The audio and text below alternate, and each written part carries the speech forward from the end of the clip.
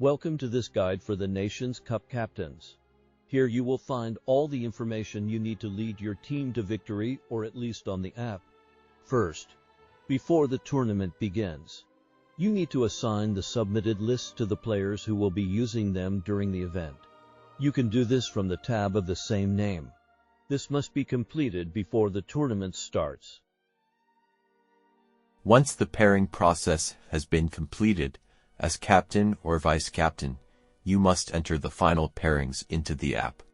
This step is essential and must be done before the games begin. If it isn't, players won't be able to input their scores at the end of the round. Click on Enter the Pairings. To ensure system stability, one team must always enter the scores, while the other will validate them. The captain, who must input the pairings, is always the one listed first in the app. If Captain B tries to input the pairings before Captain A, they will receive a message asking them to wait. On the pairing page, both captains can see a summary of the players and which list each one is playing. Captain A can then input the matchups.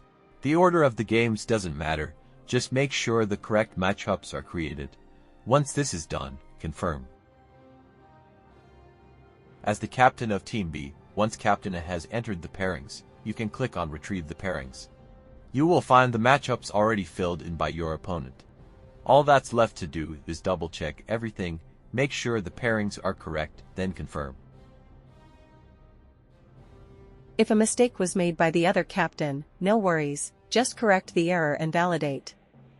The organizers will receive a notification and can come over to check in and collect the correct pairings. This process is essential and spares us from having dozens of little slips of paper floating around. We encourage teams to share this task between the captain and vice-captain. You can now enjoy your game. As captains or vice-captains, you must keep track of the round's progress and encourage your players to submit their scores as soon as their games end. Once the final game of your matchup is over and all scores have been entered, you must go to the tournament page where you will find the submitted results and a summary of the round. The results and scores of the round are calculated automatically, based on the rules outlined in the rules pack. It is your responsibility to review and validate all the scores and the final outcome of the round. Any mistakes must be corrected before the next round is published. Once the next match has been launched, no further corrections will be possible. So please take this validation very seriously.